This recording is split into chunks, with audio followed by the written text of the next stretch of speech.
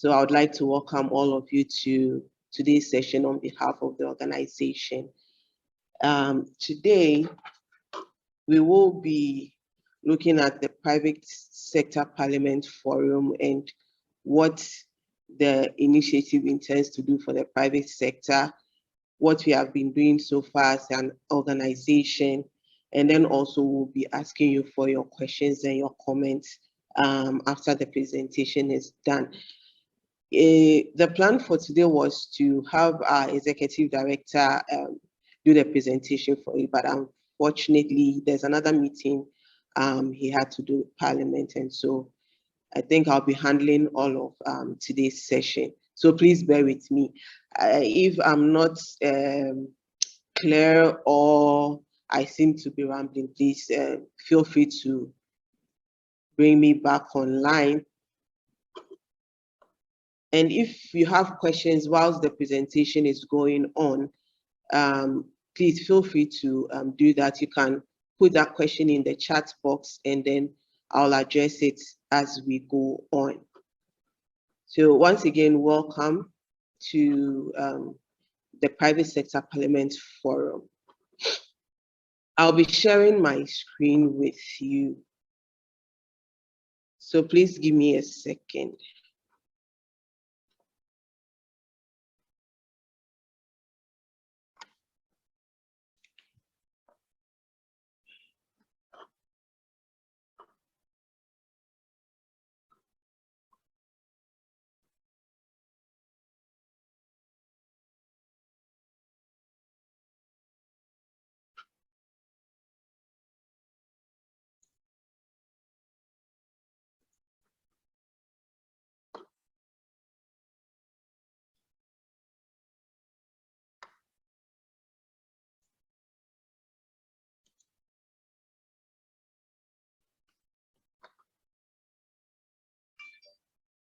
Okay, so once again, welcome to today's Private Sector Parliament Forum. Today we will be looking at the midterm of the 8th Parliament. I don't know if there's anyone here who joined us for the first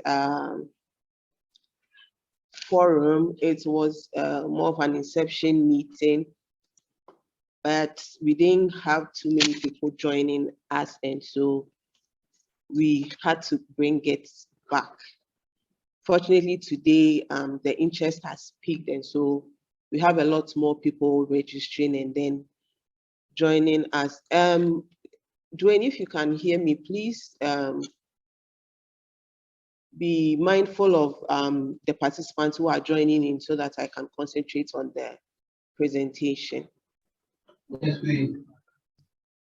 Okay, so be mindful of those joining in so you can admit them as quickly as possible. Okay. Thank you. So let's move on. So for today's meeting, this will be our outline. We'll be looking at the background of Parliamentary Network Africa, as in the work that we do in Ghana and in the sub-region, as well as the whole of Africa. The Parliament and the private sector legislation, the PSPF concepts, the whole concept of this forum, and then we'll take your questions and your comments. So who we are and what we do. So Parliamentary Network Africa is a parliamentary monitoring civil society organization. As every civil society organization in the country, we have our focus area, that is our niche that we have carved for ourselves in the space, and that is to monitor Parliament and ensure that Parliament is as open and transparent as much as possible. The work we do seeks to bridge the gap between the citizenry and Parliament in the various ways as much as possible. We do advocacy for CSOs, we do advocacy for private organizations, we do advocacy for business associations, we do advocacy for Parliament as well, when they want to sort of have some send out information or have some sensitization in the civil society space or in the general populace as well. So these are the 4 areas that we operate in. That is parliamentary institutions strengthening and support, where we do capacity building for parliament workers as well as MPs on a certain subject matter at any point in time, so that when there has to be stakeholder engagement, when they need to engage, whether be it the media, civil society, or private enterprises on any issue that has to do with policy making, we are there to support on that. Recently, we had a training for the research assistants of the female MPs as well as the other MPs in Parliament, and that was under one of our projects, which is the Gender Advocacy Project, to sensitize the research assistants in aiding their MPs in the work that they do, especially the female MPs, to give them the kind of support they need in their work and to be effective as research assistants. So that is in line with the first point, which is the parliamentary institution strengthening and support. Secondly, we connect citizens to Parliament. So like I mentioned, we try to bridge the gap between Parliament and the citizenry. And so if a business association or an organization, a private enterprise, has noted probably a bill that is coming to Parliament or would want us to help track that bill or need some information from Parliament, we are there, we are available to help with that. We also help with Parliament's dissemination of information to the populace. And so one of the ways of doing that is through the media and access of information. And we have a tool that we use, which is the parliamentary newspaper. And this is not just based in Accra, but we also send it to other parliaments in the other countries we operate in. Currently, we are not just operating in Ghana, we have been able to spread our wings to other countries in the sub-region. I think out of the 15 West African countries, we are in 13, aside Equatorial Guinea and then Mali. We operate directly or indirectly in all the 13 countries. The countries where we have direct staff in though are Sierra Leone, Ghana, of course, Burkina Faso, yes, Gambia, and Benin. So we are looking to have staff in the other West African countries that we are operating, but those that we don't have direct staff in as at now, there are other civil society organizations on the ground that we partner with in the work that they do when it comes to Parliament.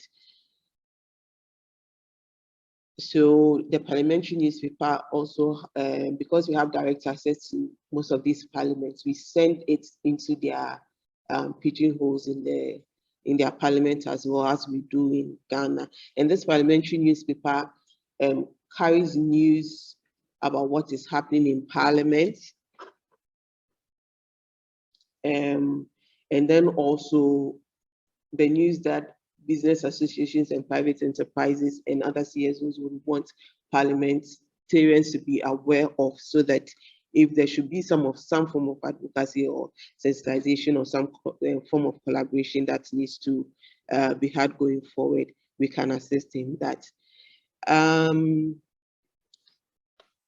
next point is the convening and knowledge management.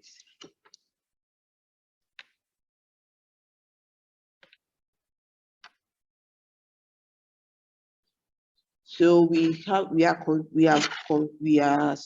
convener of CSOs, non-state actors, and media as well. I think right now what we have a few how should I put it, associations that we have convened. Now we have the APPN, which is the African Parliamentary Press Network, and then we have the Parliamentary Monitoring Organizations Network as well. We have that of Africa as a whole. We have that of West Africa, which is the WAPMON, and then we have that of Ghana, which is the GP-MON. So all these associations have their secretariat with us.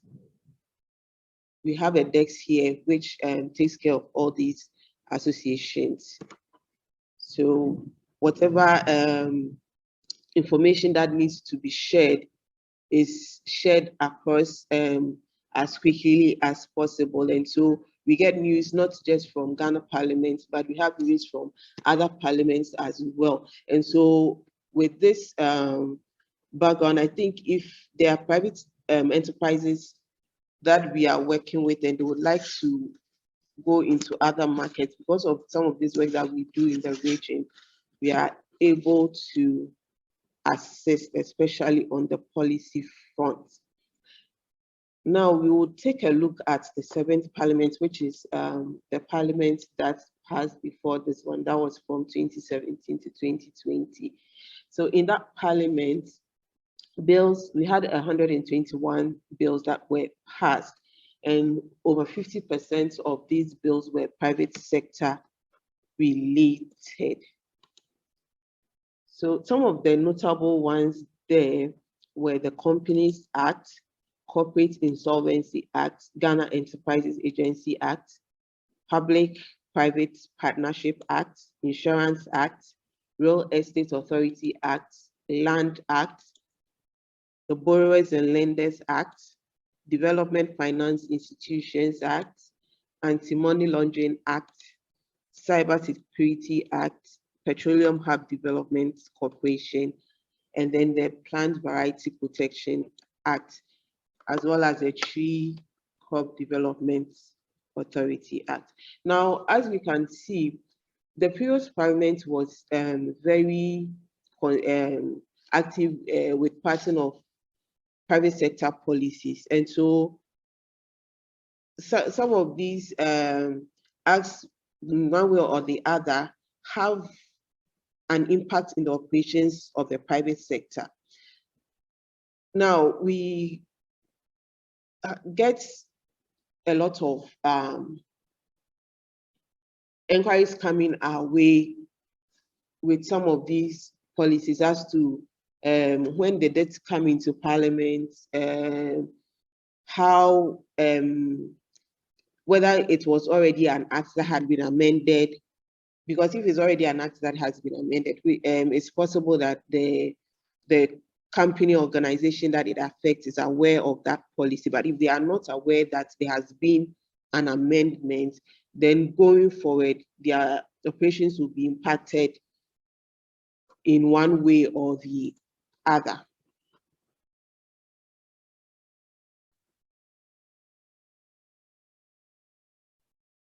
So, Eric, please be mindful. There are a lot of people in the waiting room, so kindly deal with that for me. So, as I was saying, because of these inquiries that we get, we decided to put this initiative together to deal with them at once. Now, Companies Act, for instance, we had a bill symposium on it, in which we brought companies together to look at the bill. We did a tracking of the bill, as in the changes that were made in the bill in Parliament, even before it became an act and it was printed. When such engagement happens, organizations are aware ahead of time if there are any changes or there's any impact of these acts when they come into when they come into operation. If they are already aware of what the act involves before it is even passed into law. When we have some of these engagements with private sector, they are able to give their input into it. But if there's no form of information in the system, or there's been little or no stakeholder engagements, when some of these acts come into play, the impact is not so good. And then that is why we get more of these inquiries coming up with the policies that are in the system and or that are yet to come into the system. Another notable one is that currently the bills in Parliament has a Greens Development Authority bill that is currently before the Committee of the Food and Agriculture.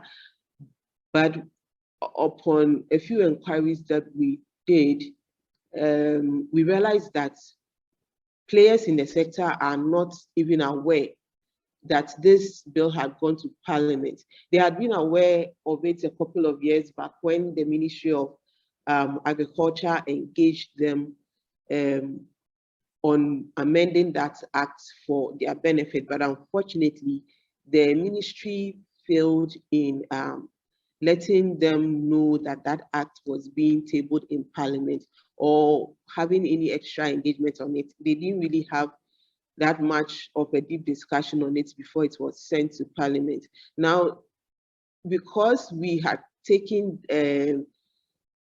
that first step forward to make inquiries when our ED attended a rice project program in the north, it brought the attention of players in the sector to the fact that this bill was already in Parliament and it could be passed at any point in time without their knowledge or their input. And so we coming forward with this engagement and bringing them together to let them know that this thing is in Parliament and there's a possibility that it could be passed at any point in time.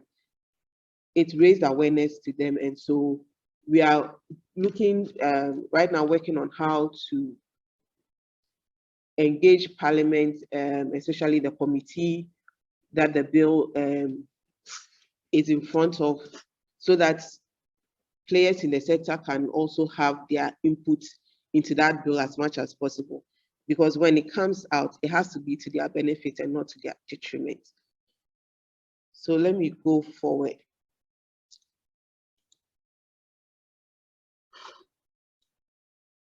Now, looking at the 8th Parliament, so far, I think the peculiarity of this current Parliament has made the passing of bills slow down quite a bit. And so as at now, the bills passed in Parliament in the last two sessions, that's in 2021 and 2022, per our knowledge is 27. And out of that 27, just about 20% is private sector related. And these ones are the Financial Sector Recovery Levy Act, the Income Tax Amendment Act, the Electronic Transfer Levy Bill Act, and the Energy Sector Levies Amendment Act, then the Penalty and Interest Waiver Act. Now, before I go on, as we can see, compared to the previous parliaments and then the current parliament, there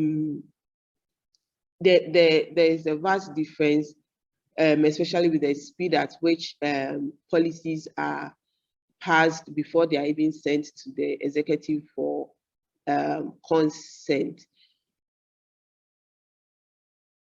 They have a lot of bills on their table. Per the agenda that they even have for this third session, there are 61 bills for presentation, 1 private member's bill for presentation, 12 other indicative bills for presentation. So that alone has 75 bills for presentation. Then public bills at committee and 3 private members bills at committee, that's 13. and this is what they have on their agenda. And this same agenda has been more or less running through from the first session, that's 2021. And as at now, with this tall list that they have so far, it's only 27 that has been passed. Aside these ones that have been indicated here, there are a few other private sector related bills on that list. And so if, like I said, private sector is not aware that some of these bills are already in parliament, and then before you know it, it is passed, then you find yourself wanting, because then you would have to adjust your operations to the new policy. Now let's move on. So with the new parliament, which is the current one, all private sector items on the 7th Parliament's legislative agenda were not exhausted. Like I mentioned before elections, usually what happens is that if Parliament is going out of session, probably during an election year, when the business of Parliament is finished, it means that whatever was on the agenda expires. And so when the new Parliament starts, they decide whether they are going to continue with what was already existing, the businesses or the bills that were already existing, or they would have to be tabled again, or new bills would have to be pushed on the agenda. But seeing that the 7th and the 8th Parliament more or less are the same government, there was not much change to the previous agenda that was in Parliament coming into the new Parliament, which is the 8th one. So it was expected that the continuing governments, that's 2021 to 24, will see more private sector items on the legislative agenda, which I have already spoken about. So the interesting dynamics of this 8th Parliament has had a not so good impact on private sector legislation in the first 2 sessions, because out of all the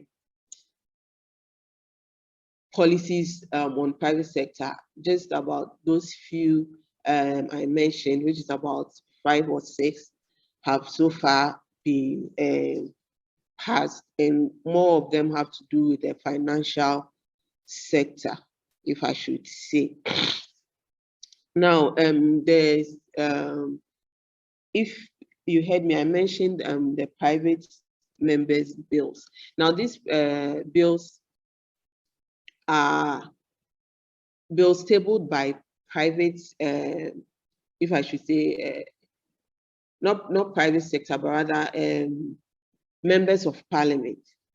They more or less sponsor these bills, known as the private members' bills. They tabled these bills in their names as individuals, and so it is not your usual public bill that goes into parliament. So on this, it means that if a business association or a civil society association or an organization is interested probably in an act and feels that there are some amendments that need to be made to that existing act, or feels there's a policy initiative that can inure to their benefit in the work that they do, they can approach a member of parliament whose interests are in that sector to back that legislation for them in parliament. And so that bill will be coming from that MP's desk, but not from the public bills that are already tabled in parliament. So that's the novelty of the private members' bills in parliament. On this private members bill, probably if I'm not too articulate, I'm hoping that our ED will be able to join us. If he's able to, I would have him speak more on that, if there are any questions on it going forward.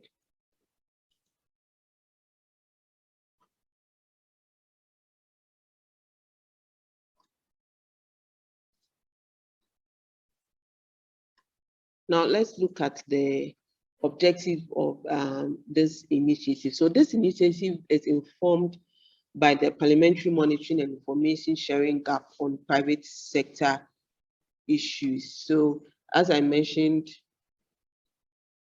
in our introductions previously, we monitor Parliament and the work that Parliament does and how in one way or the other, it also affects not just the public issues or civil society organization issues, but also private enterprises as well. And because of the inquiries that have been coming to our desk from time to time, we decided to put this initiative together to sort of be an umbrella to all of these issues that come our way. So like it's stated there, we receive many requests for private sector legislative information from various companies and business associations separately over the years. And so if we are with this initiative, we are able to sort of collate whatever inquiries are coming our way and then deal with it under one umbrella. And this initiative also, another reason why we brought it up is that there is no mechanism to provide timely updates to leaders of private companies on all happenings in the legislature that affects or has the potential to impact their businesses. And so this is also going to be a tool to address that issue. So our main objective here is to provide timely information to private sector leaders on laws, policies and ratifications passed by the Parliament of Ghana, which borders on private businesses. So this is the main objective of the Private Sector Parliament Forum. Now, the components of these initiatives are as follows. This initiative runs for the entire duration of the 8th Parliament. As I mentioned before, we had an earlier inception meeting to introduce it to the private sector, but probably because of time constraints, we're not able to get a lot of private sector on board like we have you joining us today. And so we had to reintroduce it to private sector to make private sector aware that this initiative is still up and running. And so with whatever your needs are in terms of policies in Parliament and how it impacts on your business, we are here and available to help you. And so this meeting is also to build partnerships with business associations, with other private companies that are interested in the work that we do and are interested to know what is happening in Parliament and what policies are being put up, especially in relation to the work that they do. Now, we will be providing monthly virtual learning and networking sessions on bills, on papers, on parliamentary agenda, etc., that is relevant to the work that our partners or private sector organizations and associations that want to work with us will be providing relevant issues to you through these networking sessions. One of such sessions is our Bill Symposium series, where we pick the bill, get relevant industry players to come on board, and then have capacity building sessions, informative sessions, and then a training session to look at the tracking that has been done on that bill, as in the work that has been done on it so far, look at the legislative footprint that it has already had in Parliament, and then where it has gotten to in Parliament, and then whether its private sector has that opportunity to give some sort of opinion or feedback on the work that has been done so far, and if the changes that have been made, they are happy with it, or would also want some more engagements on it to give their inputs into that legislation. And so that's also part of the initiative, work under this initiative. There will be weekly emails or WhatsApp legislative alerts. Now it's either email or WhatsApp because I realized that with the fast we realized that with the fast moving pace of businesses nowadays, there are lots of it's going to say news and alerts that also come into our email inboxes, and so there's the possibility of us missing something important like this when it comes into our emails. Now, there's a portion on WhatsApp that has to do with communities, which then gives us the opportunity to create a community for this initiative so that alerts are more timely, so that if you should even miss it in your email, once you are on the community on WhatsApp, you have access to the legislative alerts to be abreast with whatever issues are in Parliament. And so you get to know if there's a policy or there's an issue on any existing policy that has to do with the work that you are doing in Parliament. We want to get the news to you as quickly as possible.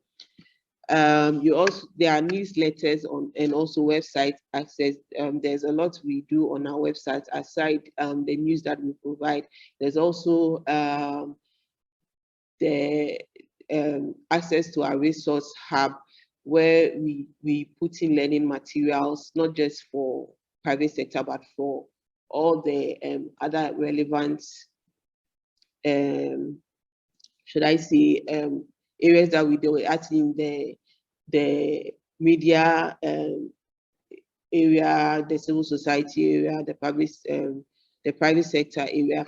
I mean, we try to put in learning materials, including some of these apps that we get our hands on. And so when you go to our resource hub, or even if it's not available there, at least when you go there, you get some materials in there. If you're not able to get it in there, you can still come back to us, and then we will help you with that, especially with our research support to access of parliamentary information. We have a very good research team in here who are very timely with the information that they come up with. And so when you come to us in need of any information that has to do with policies relevant to the work you do, we are able and ready to get that information also to you.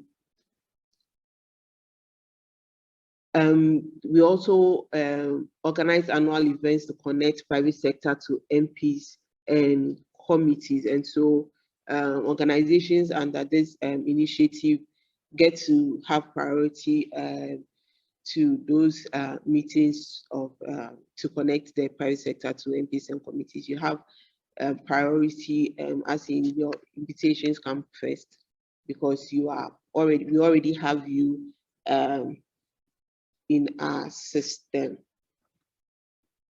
Also, you get access to advertising spaces to showcase your work in the parliamentary newspaper.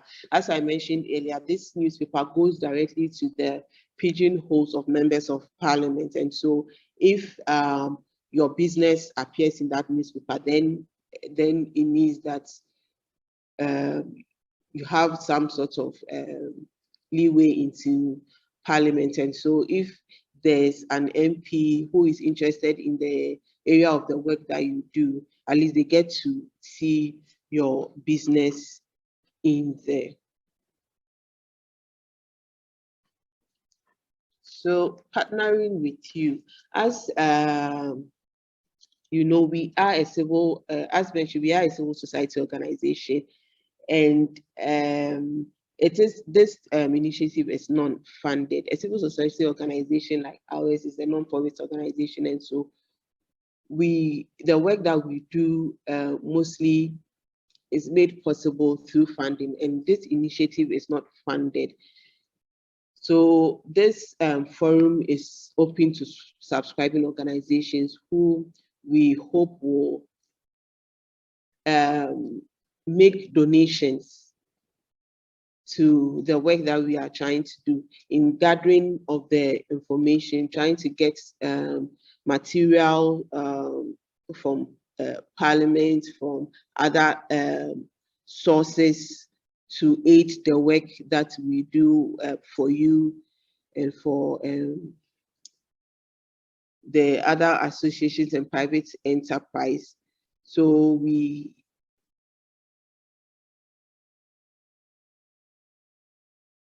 are looking that you would subscribe to this initiative.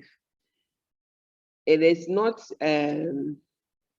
we do not have, should I say, a stipulated amount for donation, because as you can see, we have put that organizations who donate to this cause have certain, should I say, benefits that are available to you per your donation. Even though we do not have a ceiling amount, we hope that with the various donations coming in, it's enough to help with the work that we are doing for this initiative. Now, organizations who donate to this cause are entitled to 100% of value of all donated resources.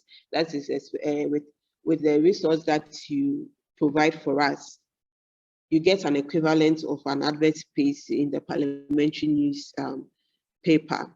The PN Africa team, research team, provides specific support for access to detailed parliamentary information, and then sits at annual parliamentary networking events like I already mentioned. And then for accountability purposes also, we will provide you with annual reports on the work that we have done for the PSPF, as well as other in other areas also work that we have done for private sector that would be of interest to you. So we would provide you annual reports as a form of accountability mechanism for the donations that you make to us. So the next steps will be that if there's any expression of interest, you do that to my email. For those of you who received email from me, especially and as well as those who had access to the invitation letters, you have noted my name, my email address, and then my phone number in there. And so I am available to you for all inquiries that you would want to make or know on the private sector parliament forum.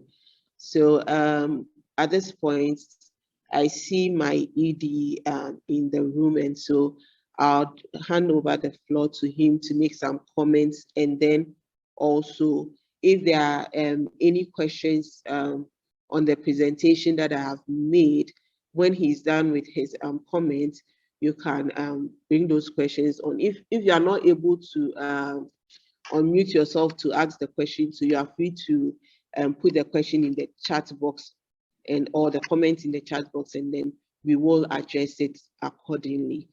Thank you for your time. We do appreciate it that you were able to join us today. Thank you. Sam, over to you, please. Yeah, thank you, Joanna. And I think that, all that there is to speak to, you have beautifully spoken to those issues. By way of a quick introduction, my name is Samuel Bin. I work as Executive Director here at Parliamentary Network Africa. And I think that just as Joanna has indicated, we have instituted this Private Sector Parliament Forum as a mechanism to make sure that information flow, access to information, access to the things that, enhances your work as private sector, is more easily available to you. The various components have been introduced by Joanna.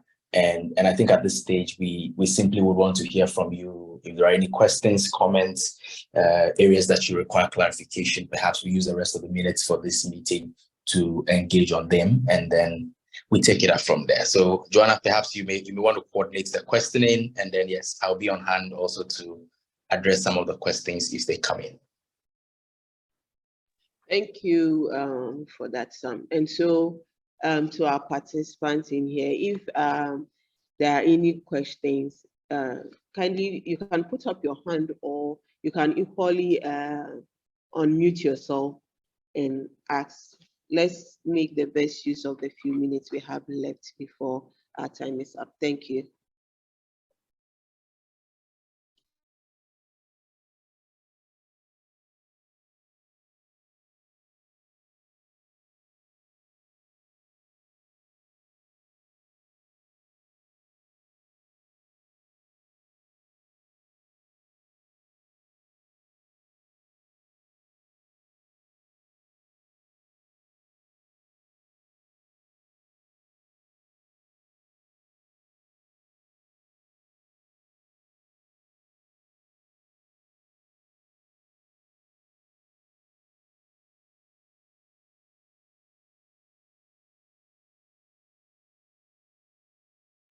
And Joanna, if I may, while we await the possibility of any questions, I think that during the course of the registrations, some of the private sector colleagues who are joined in posted in the comment sections for their registration.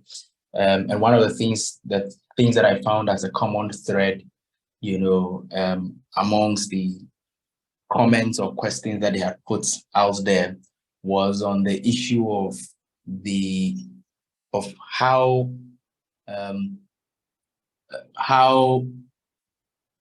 frequent do private sector related matters, come up in Parliament, and how does the PSPF initiative allow for a very timely,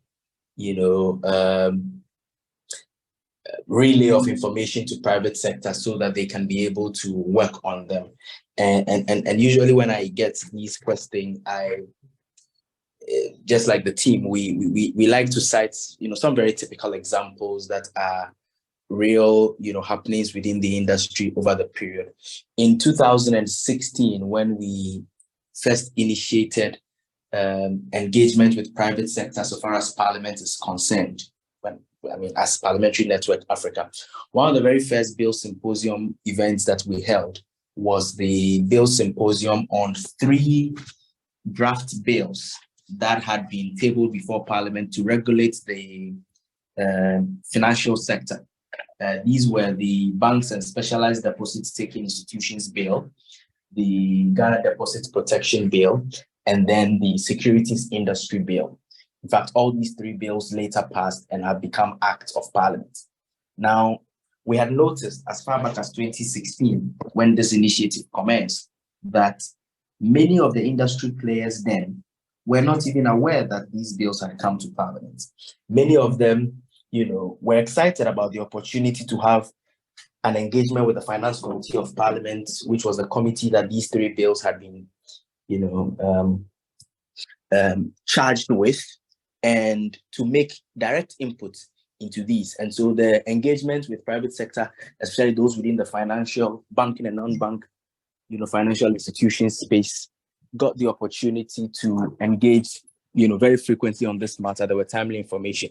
Little did we know that the Banks and Specialized Deposit-Taking Institutions Bill was eventually going to become that, was eventually going to become that piece of legislation that was going to be leveraged in cleaning up the banking sector, of course, leading to the collapse of many, banks and financial institutions. The Securities Industries Act also played a very big role in the securities industry cleanup. And so for us at PN Africa, we had always maintained that we believe that private sector legislation has huge consequences on private sector businesses. They have huge consequences on, job creation. They have huge consequences on, the economic growth of the country.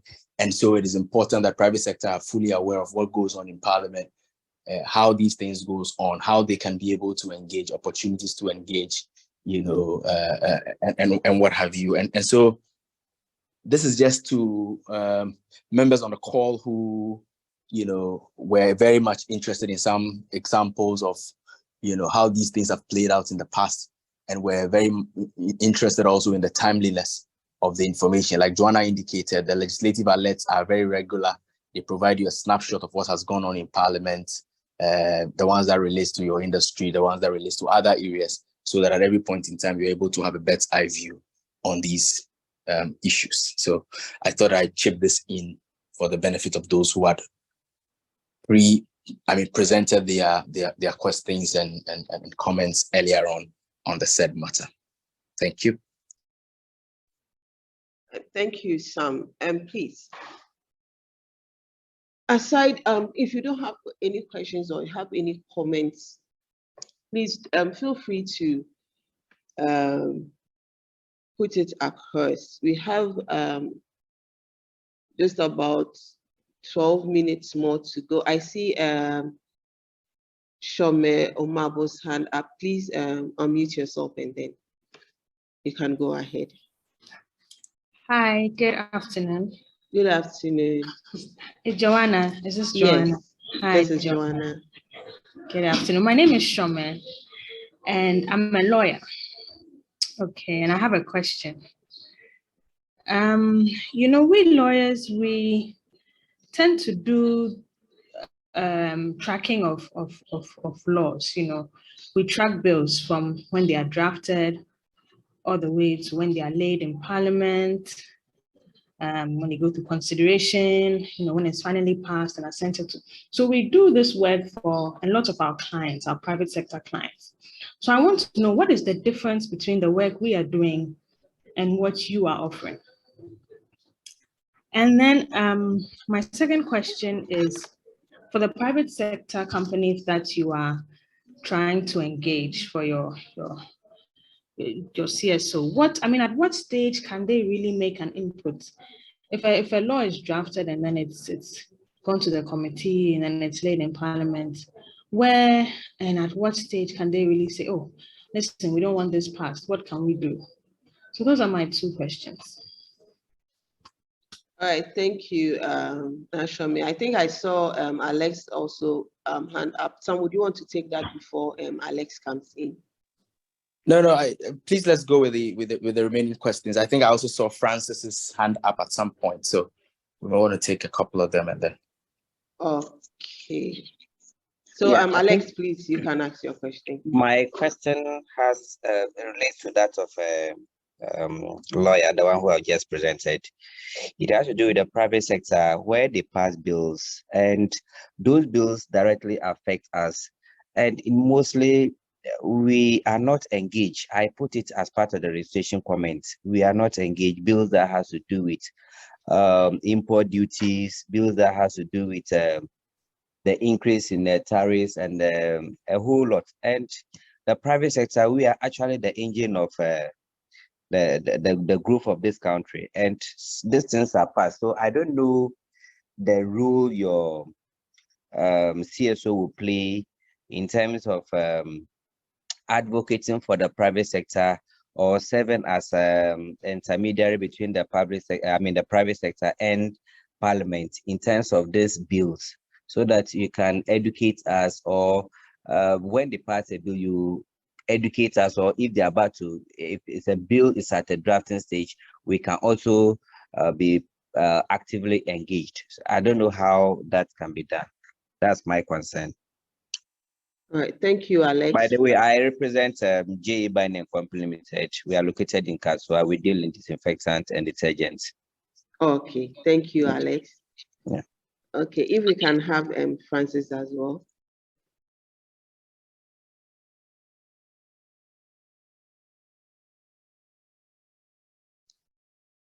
Okay, so John, perhaps while we wait to have Francis, because I also saw that Mary's hand was up at some point. So maybe we can do this first round and then we come back to Francis and Mary. Yeah. And so Shome, thank you for your questions. And yes, you are right. as lawyers, we certainly know that for those of you who work with private sector clients, business associations, and what have you, one of the major work that you do is to be able to track pieces of legislation from the draft stage right through to the accent stage, and to advise your clients, on them. The significant difference between what we do at PN Africa as a civil society organization, obviously not a law firm, and what the law firm like yours would do is that, first of all, we as a parliamentary monitoring organization is interested in the lawmaking process from the phase of when the law is seized or the draft legislation is seized by Parliament. So when it gets presented to Parliament for first reading.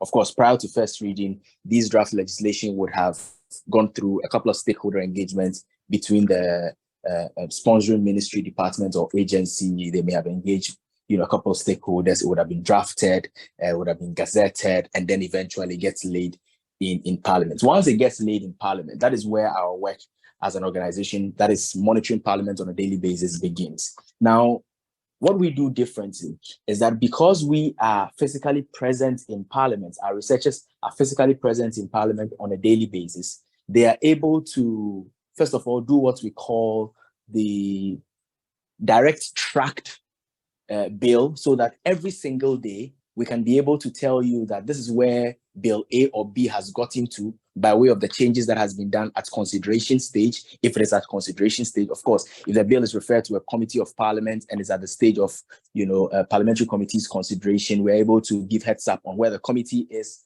on the work, how soon the committee is looking at completing the work. Once the committee presents its reports for second reading, we're able to give the major highlights, that the committee touched on so far as the object of the bill, is concerned at a level of second reading. And then we track these things on a daily basis. So the difference is that whereas, private sector organizations, other civil society organizations may only hear about, the big ticket issues so far as these bills are concerned once in the media, when they've crossed those big ticket landmarks, we are able to provide members on the platform with almost a daily update. I mean, by daily, I mean every sitting day that Parliament considers that particular. Of course, we know that Parliament does not consider every bill every day, but whenever there is a change or a movement on the bill, then members on the platform are able to know that these are the changes and the movement that goes on the bill. And of course, we have an impeccable bill tracking arrangements that allows us to be able to tell at every stage what is happening on a particular bill. In fact, one of the things that we have even noticed is that when a bill is passed, eventually, read the third time and passed, between the third reading of the bill and when the, vellum copy is printed and sent to the presidency for accent, usually within that gap, we've had many, many requests where civil society organizations, business associations said that, okay, well, the act has not been printed. It is not at assembly press yet, but we know it has been passed. We are interested because we want to start having engagements around it or start planning our internal processes around it. At that stage, nobody, is able to provide you with what exactly the bill looks like or the law that has been passed looks like. But our tracked version is able to give, a nearly accurate rendition of all the changes that, so Parliament says that, well, in clause A, delete then insert and we are doing that, alongside with them. And so at every point in time, our tracker arrangement is able to give a nearly accurate rendition of the bill as would be when the original cleanup is done and eventually accented to. So those are some of the nuances that we bring to the table so far as our work is concerned. Your second question was also related to what Alex asked on how does this platform or the work that we do provide opportunity for civil society to business associations, private sector organizations to influence legislation once in Parliament. I think that that's one of the big objectives for this platform. Now, think about it this way. Joanna cited a very good example of a Grains Development Authority bill that is supposed to regulate the rice, maize, and soya industries that is in Parliament. Parliamentary Committee on Food and Agriculture and Cocoa Affairs is looking at it. Yet, the major players in the rice, maize, soya industries have absolutely no idea that the bill has actually been in Parliament for 9 months. Now, if the group does not know, first, of all, there is no way that they would want to engage the Committee of Parliament to say that we've seen X, Y, and Z in the bill. That's not inure to the benefit of the industry. And we think that parliamentary committee may be wanting to consider to make changes to it because they are simply not aware. So what this platform does is that it creates the awareness in the first place. Apart from creating the awareness, some of the activities that are part of the PSPF, platform is to hold stakeholder engagement with parliamentary committees. So we've done that for many of the bills, in the past. I cited a very good example that I like to cite a lot because it is huge. Its effect on our country was huge. The banking sector, financial sector one that I cited. In that particular instance, we had about 25 banks, securities industry companies, insurance companies meeting up with the finance committee and making suggestions and proposals to what's needed to be changed in that particular bill. Some of them were adopted. Obviously, we're not going to get 100%. Some of them were not agreed to by the committee. Eventually, the committee passed the bill. Eventually, that bill or that act is what was used for the banking sector cleanup. And so you can imagine those who did not even know about it from the very start, those who knew about it just when the act was passed, those who did not have the opportunity to influence, its content and what have you. So legislative advocacy is one of the biggest strength areas of our work, biggest areas of our work, to be able to, and advocacy starts from awareness creation. It continues with, being able to influence, being able to ensure that the necessary changes are made. Sometimes you win, sometimes you do not, but it's also part of the learning curve. And in the end, being able to keep people or industry players in the loop so far as the subject matter is concerned. So this is supposed to create that platform that allows for, mining companies, not to be taken aback because there's been a mining bill that has come to Parliament. And yes, maybe they are even aware because, they've been advised that this bill is in Parliament. But because nobody was tracking it on a daily basis, they only wake up one morning to hear it on the news that this bill has passed. And eventually they were thinking that it was perhaps going to pass in the next 3 months or 6 months. And so we're lacing their boots to advocate for it, only to realize that it has passed. I think those are some of the intricacies that we bring to the table so far as this project is concerned. I hope that I've been able to address Shome and Alexis' question. So maybe we can take Mary and Francis in maybe the final round of questions so that we can wrap this up. Shome's hand is still up. I don't know whether it's the first time when she raised her hand or it's a new hand up. Joanna.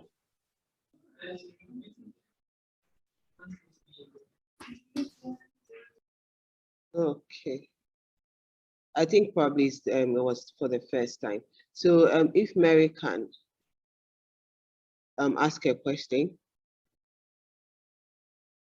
Hello. If you can hear me, Mary, and I think Francis, you can unmute and then ask your question.